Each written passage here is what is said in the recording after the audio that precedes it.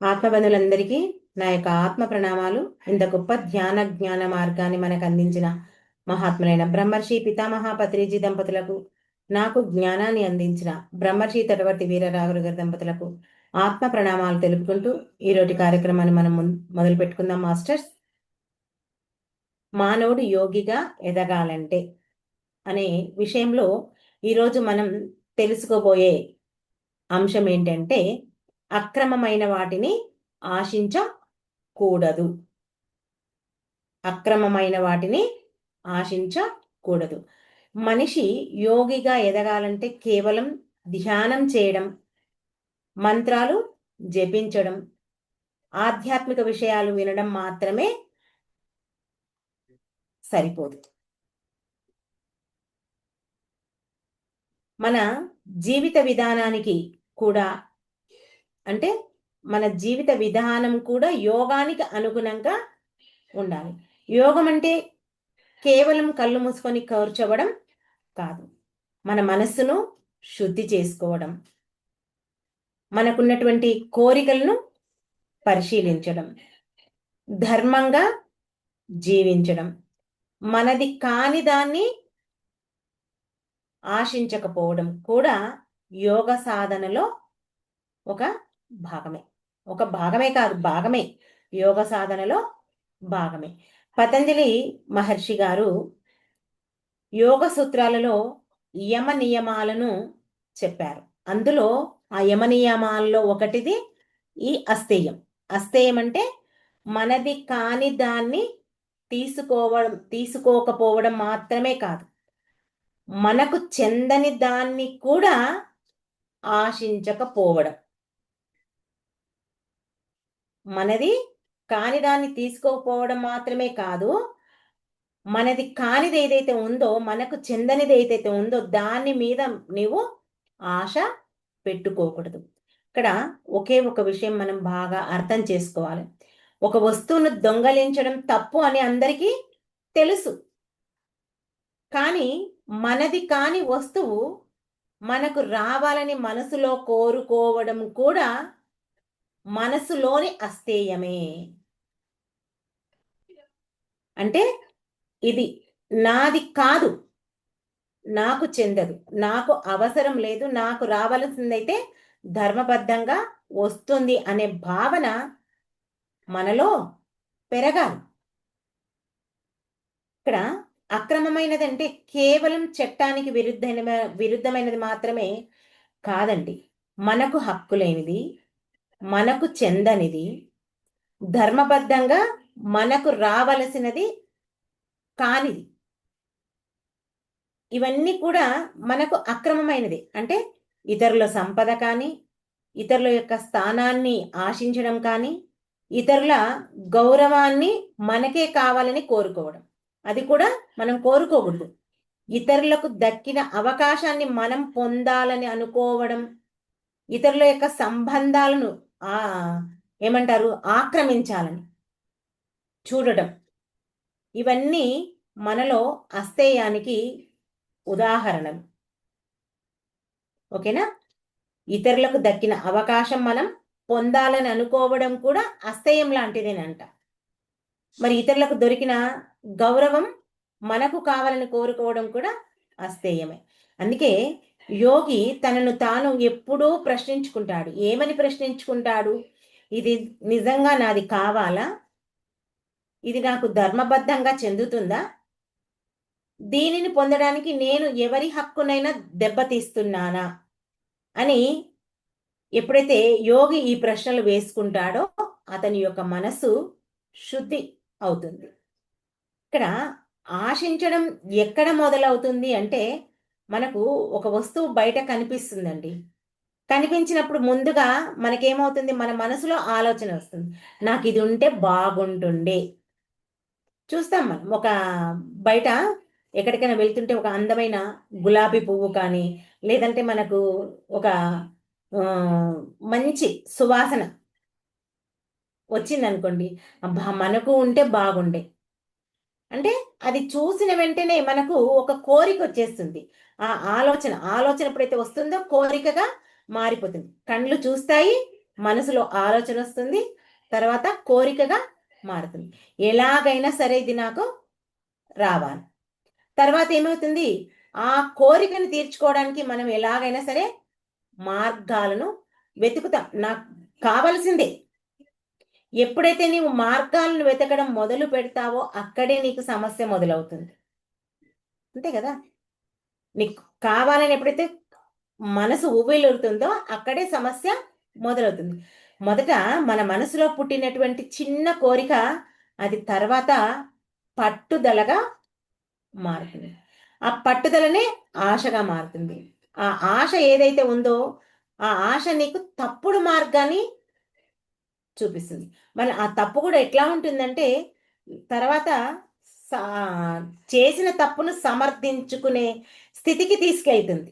అంత ఇదిగా ఉంటుంది మనకు వచ్చినటువంటి కోరిక, మనకు ఆశ కలిగించినటువంటి కోరిక.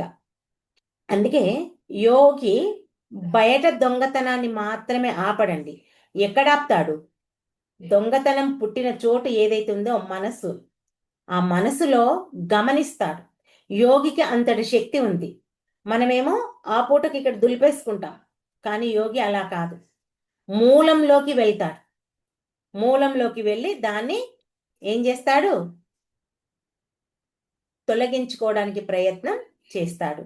ఇంకా ఏం చేస్తాడు? అక్రమమైన వాటిని ఆశించకూడదు అని చెప్పుకున్నాం కదా. అంటే మన చేతులు ఎప్పుడూ ఇతరుల వైపు ఇవ్వు అని చెప్పి చాచకూడదు. ఇక్కడ చేతులంటే కేవలం మన యొక్క శారీరకమైన చేతులే కాదండి, మన కోరికలు కూడా ఒక రకమైనటువంటి చేతులే. అంటే ఈ మన కోరికలే కదా, మన మనసులో కలిగేటటువంటి కోరికలే చేతులు చాపడానికి అవకాశం ఉంది. కాబట్టి ఈ కనిపించే చేతులు ఒకటే కాదు, మన మనసులో కోరికలనే చేతులు చాపుతాయి. అది కావాలి, నాకు రావాలి, అది వాళ్ళకి ఎందుకు వచ్చింది, నాకెందుకు రాలేదు, మరి నాకెలా వస్తుంది అని ఈ మనసు ఎప్పుడూ బయటకు, మనం చేతి ఇలా ఎలా చాపుతామో మన మనసు కూడా బయట చాపదు. అలా చాపడం వల్ల ఆ మనసుకు శాంతి అనేది ఉండదు. మరి యోగి మాత్రం ఏమనుకుంటాడంటే నాకు రావాల్సింది నాకు వస్తుంది, నాకు రాకూడనిది నాకు వచ్చినా అది నాకు మేలు కాదు. అంతే కదా. మనకి ఏది అవసరమో అది వస్తేనే అది మనకు మేలు చేస్తుంది. కాబట్టి నేను ధర్మాన్ని వదిలి ఏది కోరుకోను అని ఒక యోగి అనుకుంటాడు. ఇది అంతర్గత అస్థేయం. ఇంకా అసలు ఈ అస్థేయం అనేది మనకి ఎందుకు వస్తుంది అంటే మానవుడు ఉన్నదానితో సంతోషంగా ఉండలేకపోవడానికి కారణం ఏంటిది? ఇతరులతో పోల్చుకోవడం వలనే ఈ కోరిక వస్తుంది. ఏం పోల్చుకుంటాడు? పక్క వాళ్ళకు పెద్ద ఇల్లుందని, వాళ్ళకు గొప్ప పేరు వచ్చిందని, వాళ్ళకు ఎంతో గొప్ప వాళ్ళని, వాళ్ళందరూ గౌరవిస్తారని, వాళ్ళ పిల్లలు బాగా చదివారని, వాళ్ళు బాగా ఎదిగారని, వాళ్ళకు మంచి అవకాశం వచ్చింది, ఇలా అనుకుంటూ ఇవన్నిటినీ మనకు కావాలని ఎప్పుడైతే కోరుకుంటామో అక్కడే మన యొక్క అసంతృప్తి మొదలవుతుంది. ఈ అసంతృప్తి మొదలైనప్పుడు నాకు అదే కావాలనే కోరిక మనకు కూడా మొదలవుతుంది. ఆ కోరిక మొదలైనప్పుడు మనం చాలా జాగ్రత్తగా ఉండాలి. జాగ్రత్తగా ఉండడమే కాకుండా ఏం చేయాలి ఇక్కడ మనం అంటే ఇతరుల విజయాన్ని చూసి ప్రేరణ పొందడం మంచిది అని ఒక మనకు ఆలోచన రావాలి. కానీ అతనికి ఉన్నది నాకు ఎలాగైనా సరే రావాలి అనే అసూయతో కూడినటువంటి ఆశ మన యొక్క మనసును కలుషితం చేస్తుంది. మరి యోగి ఇతరులు చూసి తన యొక్క ధర్మాన్ని తాను మరచిపోడు. తను తన యొక్క మనసును స్థిరంగా ఉంచుకుంటాడు. ఇక్కడ చూడండి, మానవుడికి అవసరం వేరు, అవకాశం వేరు, ఆశ వేరు. ఇక్కడ చూడండి, మనిషికి ఎన్నో అవసరాలు ఉంటాయి.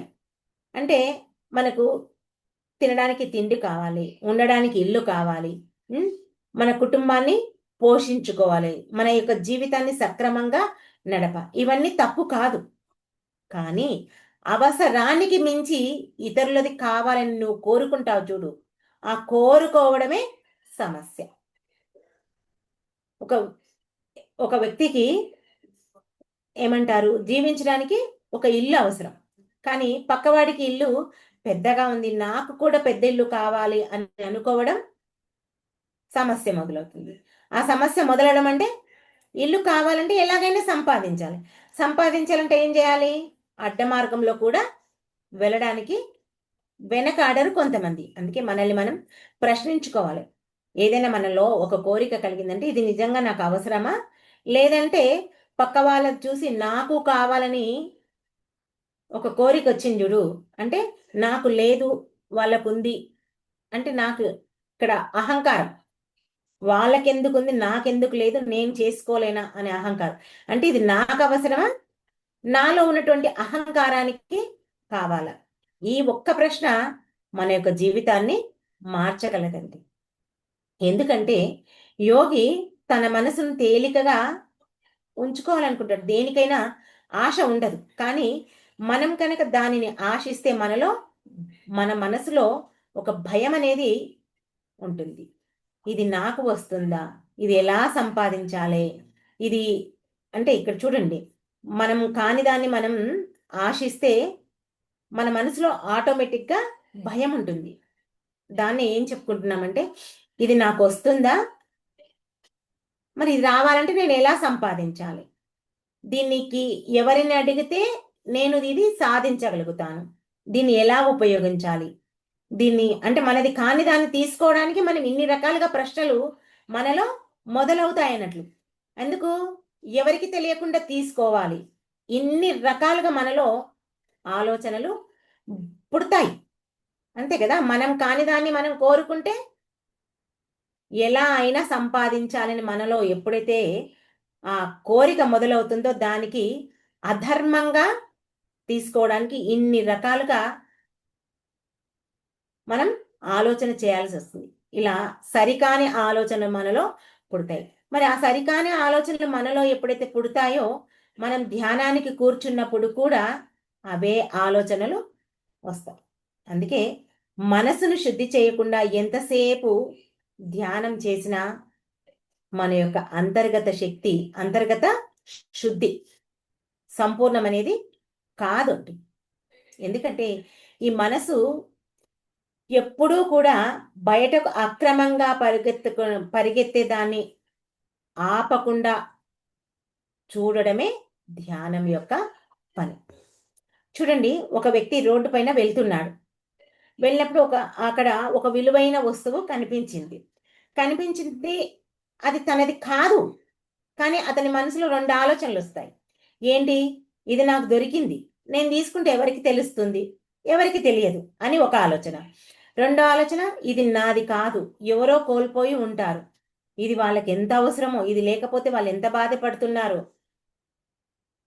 అని ఒక రెండో ఆలోచన. అంటే మొదటి ఆలోచనేమో మనసును బయటకు లాగుతుంది.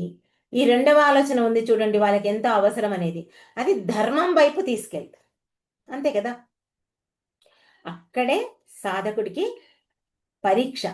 యోగం అంటే ధ్యానంలో మాత్రమే పరీక్షించడం కాదండి, మనకు ఎవ్వరూ చూడని సమయంలో మన చేసే నిర్ణయాలలో కూడా అది పరీక్షింపబడుతుంది. ఎందుకంటే ప్రపంచం మనల్ని చూస్తున్నప్పుడు మంచిగా ప్రవర్తించడం సులభం. వాళ్ళు చూస్తున్నారు, నేను జాగ్రత్తగా ఉండాలి, అందరితో మెప్పు పొందాలి అని అనుకోవడం చాలా సులభం. కానీ ఎవరూ చూడని సమయంలో మన ఆలోచన ఎలా ఉంది, మన కోరిక ఎలా ఉంది, ఇతరులను చూసి మన మనసులో ఏ భావం వస్తుంది, మనకు చెందిన దానికి మనకు చెందని దాన్ని మనం పొందాలంటే ఆ అవకాశం వస్తే మనం ఏం చేయాలి, ఇవన్నీ మన యొక్క అంతర్గత స్థాయి నుంచి మొదలయ్యే ప్రశ్నలండి. యోగి అంటే బయటి ప్రపంచానికి మంచివాడుగా కనిపించే ఒక వ్యక్తే కాదండి. ఎవరూ చూడనప్పుడు కూడా తన యొక్క ధర్మాన్ని వదలకుండా ఉండేటటువంటి వ్యక్తి. ఎందుకంటే ఎవరికైనా సరే నాది అనే భావం తగ్గాలి. అంటే అక్రమమైన వాటిని ఆశించకూడదంటే ముందుగా ఏం కావాలి మనకు? నాది అనే భావం మనకు తగ్గాలి. దాన్ని అసలు ఈ ఒక వస్తువుని చూసినప్పుడు మనల్ని మనం పరిశీలించుకోవాలి. ఎందుకంటే మనకున్నదంతా శాశ్వతంగా మనదేనా? మనం పుట్టినప్పుడు మనం ఏమైనా తీసుకొచ్చామా? లేదంటే మనం వెళ్ళేటప్పుడు ఏమైనా తీసుకుపోతామా? లేదు. మనము వచ్చేటప్పుడు తీసుకురాలేదు, పోయేటప్పుడు తీసుకుపోము. మధ్యలో కొంతకాలం మాత్రమే మనం ఉపయోగించుకొని ఉండేటివి. ఈ బతికున్నన్ని రోజులే మనం ఉపయోగించుకోవడం. మరి దానికి ఇది నాది, ఇది నాది అని మనం ఎప్పుడైతే పట్టుకుంటామో అక్కడ మనం బంధాలలో ఇరుక్కుపోతాం. అందుకే జ్ఞాని ఏం చేస్తాడంటే నాకు వచ్చింది నేను ధర్మబద్ధంగా ఉపయోగించుకోవాలి. ఇతరులకు చెందింది నేను ఎప్పుడూ ఆశించకూడదు. నాకున్న దాంట్లోనే నేను తృప్తిగా జీవించాలి అని ఎప్పుడైతే అనుకుంటాడో అదే వైరాగ్యానికి పునాదిలా మొదలవుతుందండి. చూడండి, ఈ అక్రమమైన కోరికను మన మనసులో వచ్చినప్పుడు మొట్టమొదట మనకు జరిగేది ఏంటి అంటే మనశ్శాంతి వస్తుంది. ఈ మనశ్శాంతి ఎప్పుడైతే వస్తుందో మనకు అసూయ తగ్గుతుంది. అసూయ తగ్గితే ఇతరులతో మనం పోల్చుకోం. ఇతరులను పోల్చుకున్నప్పుడు మనలో ఉన్నటువంటి అహంకారం తగ్గుతుంది. అహంకారం తగ్గినప్పుడు మన మనసు తేలికగా ఉంటుంది. ఎప్పుడైతే మన మనసు తేలిక అవుతుందో మనం చేసే ధ్యానం కూడా లోతుగా కుదురుతుంది. ధ్యానం ఎప్పుడైతే లోతుగా కుదురుతుందో మనకు అంతర్ముఖం కావడానికి మనకు చాలా దగ్గరగా అవకాశం ఉంటుంది. అంతర్ముఖత పెరిగితేనే మన యొక్క ఆత్మ విచారణకు మన మనసు సిద్ధమవుతుంది. అందుకే అస్థేయం అనేది చిన్న విషయం కాదండి. ఏముందిలే ఇతరులు ఆశించేది, ఇది ఎప్పుడు మన మనసులో ఉంటూనే ఉంటుంది. అందుకే యోగి అంతర్గత ఎదుగుదలకు ఒక ముఖ్యమైనటువంటి మెట్టు ఈ అస్థేయం అనే పదము ఒక అంతర్గత మెట్టు. ఎందుకంటే చూడండి, కొంతమంది అనుకుంటారు మనది కాని దాన్ని వదిలేయడం అంటే అది బలహీనత అంటారు. ఎందుకంటే నీకు అవకాశం వచ్చినప్పుడు దాన్ని తీసుకోకుండా ఎలా ఉంటాము అంటావు. నీకు అవకాశం వచ్చినప్పుడు నువ్వు ఇది కానిది తీసుకుంటే ఏం కాదు, తీసుకోకుంటేనే నువ్వు వెనకబడిపోతావు అని చెప్పేసి మామూలు మానవులు అంటుంటారు. కానీ యోగి దృష్టిలో మనది కాని దాన్ని తీసుకోకపోవడం అది వెనకబడటం కాదండి, మనకున్న ధర్మాన్ని మనం కాపాడటం. ఎందుకంటే ఎవరు ఎంత కష్టంతో దాన్ని సంపాదించుకున్నారో అది మనకు తెలియదు కదా. మరి మనది కాని దాన్ని మనం ఎలా తీసుకుంటాం చెప్పండి. అందుకే ఇక్కడ గుర్తుపెట్టుకోవాల్సి అంటే ప్రపంచం మనకు ఎంత సంపాదించని అడగొచ్చు, అంతే కదా. ఎవరు అడిగినా ఇదే అడుగుతారు కదా, ఎంత వస్తుంది అని అడుగుతారు, ఎంత శాలరీ వస్తుంది అని అడుగుతారు, ఇవే అడుగుతారు.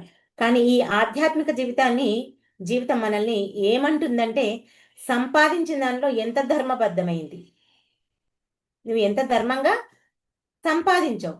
ప్రపంచం మన స్థాయిని ఆస్తితో కొలవచ్చు, కానీ యోగి మాత్రం తన యొక్క స్థాయిని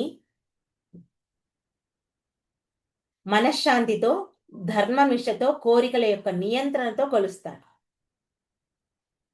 అందరు అనుకోవచ్చు ఈ కనిపించే ప్రపంచంలో సంపాదించేదే గొప్ప అని, అదే ముఖ్యమని, అది ఉంటేనే మనకు విలువని.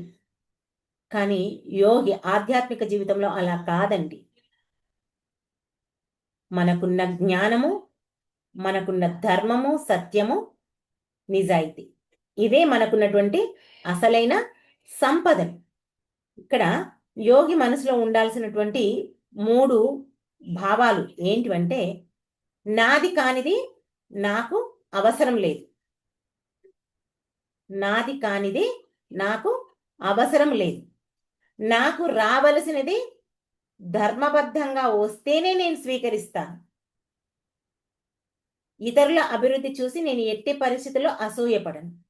ఈ 3 ఎప్పుడైతే ఉంటాయో దాని నుంచి మనం ప్రేరణ పొందుతాం. ఈ 3 భావాలను మన మనసులో కనుక పెంచుకుంటే ఈ అస్తేయ జీవిత విధానం మనకు చక్కగా మారుతుంది.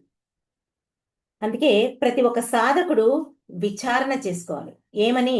ఈరోజు నేను ఎవరి హక్కునైనా ఆశించానా? ఇతరుల సంపదను చూసి నేను అసూయపడ్డానా? నాకు చెందనిది, నాది కానిది నేను ఎవరిదైనా పొందాలని ప్రయత్నించానా? ఎవరైనా గౌరవం పొందింటే ఆ గౌరవం నాకు కావాలని కోరుకున్నానా? అవసరానికి మించి ఏదైనా కోరుకున్నానా? ఇలాంటి ప్రశ్నలన్నీ సరికానివి ఏవైతే ఉన్నాయో, మనం ప్రాపంచిక జీవితంలో ఏవేవైతే అనుకున్నామో, ఈ ఆధ్యాత్మిక జీవితంలోకి వచ్చాక మనలో మార్పు వచ్చిందా లేదా? మనం ఈ సాధనా మార్గంలో సరిగ్గా ప్రయాణిస్తున్నామా లేదా? ఇవన్నిటికీ మనం నిజాయితీగా మనకు మనమే ప్రశ్నలకు సమాధానాలు చెప్పుకోవాలి. అప్పుడే మనం ఈ యోగ మార్గంలో, ఈ సాధనా మార్గంలో నిజంగా మనం ప్రయాణిస్తున్నట్టే. అంటే ఇక్కడ చూడండి, యోగి కావడం అంటే కేవలం కళ్ళు మూసుకొని ధ్యానం చేయడం కాదు. మన మనసులో ప్రతి ఒక్క కోరికను మనం గమనించాలి. అది ధర్మానికి న్యాయంగా, అదే ధర్మంగా ఉందా లేదా ధర్మానికి విరుద్ధంగా ఉందా? మనం కాని దాన్ని మనం ఆశిస్తున్నామా? ఇవన్నీ మనం ప్రశ్నించుకోవాలి. మన చేతులు ఎప్పుడు ఎదుటి వాళ్ళకు చాపుకొని ఉండకూడదు అని మనకు మనంగా ఎప్పుడైతే ఇవన్నిటి గురించి ఆలోచిస్తామో, మనం మనశ్శుద్ధి అవుతుందో అదే మన ఎదుగుదలకు మార్గం అవుతుంది. ఎందుకంటే ఇక్కడ చూడండి, మనం కాని దాన్ని పొందడం విజయం కాదండి. మనం కాని దాన్ని ఆశించకుండా ఉండగలగటమే యోగి యొక్క విజయం. అంటే అక్రమమైనది, మనకు చెందనిది, మనది కాని దాన్ని ఆశించకపోవడం అస్థేయం. అస్థేయం వల్ల మన కోరికలు తగ్గుతాయి. కోరికలు తగ్గితే మనసు శుద్ధి అవుతుంది. మనసు శుద్ధి అయితే ధ్యానం లోతుగా కుదురుతుంది. ధ్యానం కుదిరితే ఇంకేముంది? చక్కగా మనం ఆత్మకు దగ్గర అవుతాం. ఆత్మకి ఎప్పుడైతే దగ్గర అవుతామో మానవుడిగా ఉన్నవాడు ఆ భోగ జీవితం నుంచి యోగ జీవితంలోకి, యోగిగా కావడానికి అవకాశం ఉంటుంది. అందుకే మనం ఎప్పుడూ కూడా అక్రమమైన వాటికి ఆశించకుండా ఉండాలి. అది ఎప్పుడైనా సరే అక్రమమైనవి మనం కనుక ఆశిస్తే మనకెప్పుడు పతనం తప్పదు. ధర్మంగా, న్యాయంగా, సత్యంగా జీవించడమే మన యొక్క జీవితానికి ఎదుగుదల. ఓకే మాస్టర్స్, ఈ అవకాశం నాకు ఇచ్చినందుకు మీ అందరికీ నా యొక్క కృతజ్ఞతలు. Thank you. అందరం కాసేపు ధ్యానంలో కూర్చుందాం.